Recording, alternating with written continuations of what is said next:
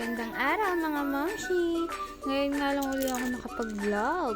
So ayun na nga, pumunta kami sa oval ng Dasma at tumakbo-takbo tong dalawang to. Exercise daw. Ang ganda dito guys.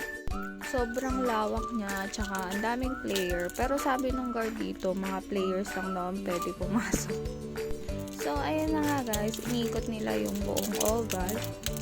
And may mga player din na mga nagpa-practice dito sa Dasma ng oval.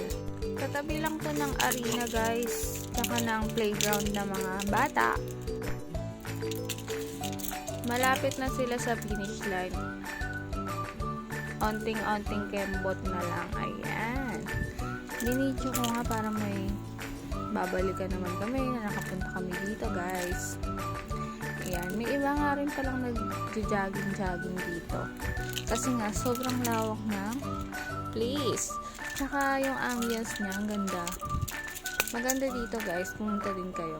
Siyempre kasama ko rin yung aking bebe boy, si Jassie. Ayan. Nagpaikot-ikot kami dito bago kami pagalitan ng gwardiya. After nga niya, naisipan namin kumain sa Liwanag Cafe. Libre daw kami ni Daddy. Ayan o. Para ma-support namin yung Kuya Jobit ko, support girl.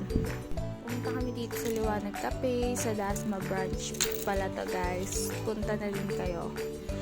Ito yung location niya, katabi lang to ng Promenade, Dasma Rinas. Na-order na nga kami dyan, namimili kami sa menu. Ito nga pala yung place niya. Maganda siya, at saka air conditioner po. Masarap ang mga pagkain.